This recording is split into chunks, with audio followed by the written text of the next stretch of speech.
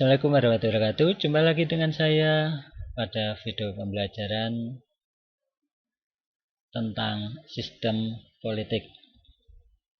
Yang pertama kita pelajari yaitu tentang pengertian sistem politik.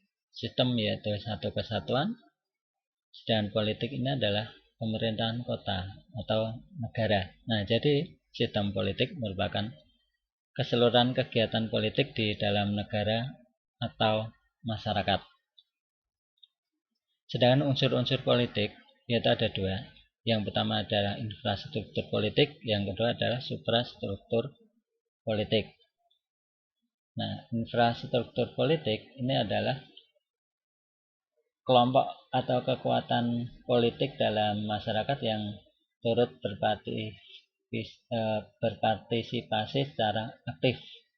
Nah, kelompok-kelompok tersebut dapat berperan menjadi pelaku politik tidak formal untuk turut serta dalam pembentukan kebijakan negara. Ini infrastruktur politik. Sedangkan suprastruktur politik yaitu sebagai mesin politik resmi di suatu negara dan merupakan penggerak politik yang bersifat formal. Nah, ini suprastruktur. Jadi kalau infrastruktur ini tidak formal, sedangkan suprastruktur ini adalah formal. Nah, yang berikutnya adalah infrastruktur politik. Nah, yang termasuk infrastruktur politik diantaranya yaitu partai politik, kemudian kelompok kepentingan,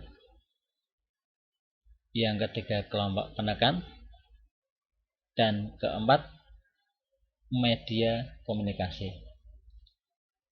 Partai politik merupakan organisasi politik yang dibentuk oleh sekelompok warga negara Indonesia secara sukarela atas dasar persamaan kehendak dan cita-cita. Nah, itu partai politik. Jadi organisasi politik yang dibentuk oleh sekelompok warga negara Indonesia secara sukarela atas dasar persamaan kehendak dan cita-cita, itu partai politik. Nah, sedangkan kelompok kepentingan yaitu kelompok yang mempunyai kepentingan terhadap kebijakan politik negara. Nah, jadi di sini ada tujuan tertentu, ini kelompok kepentingan. Biasanya ini bersifat independen, dan sedangkan untuk mencapai keinginannya itu akan bekerja sama atau menggait partai politik. Nah, yang berikutnya adalah kelompok penekan. Kelompok penekan ini adalah kelompok yang bertujuan mengupayakan atau memperjuangkan keputusan politik yang berupa undang-undang atau kebijakan publik yang dikeluarkan pemerintah sesuai dengan kepentingan dan keinginan kelompok tersebut. Nah, biasanya kelompok penekan ini untuk mencapai tujuannya itu melalui demonstrasi, nah kayak gitu, atau mungkin ya negosiasi, nah kayak gitu. Ini yang disebut dengan kelompok penekan. Yang berikutnya adalah media komunikasi politik, yaitu sarana atau alat komunikasi politik dalam proses penyampaian informasi dan pendapat politik secara tidak langsung. Nah, ini media komunikasi. Berikutnya kita akan membahas tentang suprastruktur politik. Tadi sudah saya singgung sedikit. Suprastruktur politik yaitu mesin politik resmi di suatu negara dan merupakan penggerak politik yang bersifat formal. Nah, itu suprastruktur politik. Yang menjadi suprastruktur politik itu apa saja? Yaitu lembaga-lembaga negara. Yang pertama Majelis Permusyawaratan Rakyat, kemudian ada Dewan Perwakilan Rakyat, ada Dewan Perwakilan Daerah, kemudian Presiden, Mahkamah Agung, Mahkamah Konstitusi, Komisi Yudisial, dan Badan Pemeriksa Keuangan. Nah, itu adalah lembaga-lembaga negara atau yang menjadi unsur suprastruktur politik. Nah, yang pertama adalah Majelis Permusyawaratan Rakyat. Nah, ini anggota atau disebut dengan MPR ya. MPR itu terdiri dari DPR dan DPD. Nah, kemudian Dewan Perwakilan Rakyat. Nah, Dewan Perwakilan Rakyat ini anggota DPR atau DPR itu dipilih melalui pemilu. Nah, sedangkan DPD itu merupakan bagian keanggotaan MPR yang dipilih melalui pemilu dari setiap provinsi. Nah, ini perwakilan setiap provinsi, ini DPD.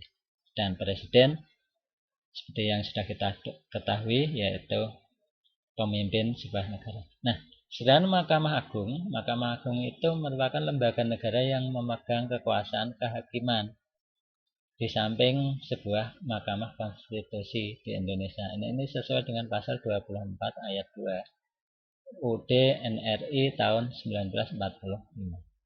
Nah,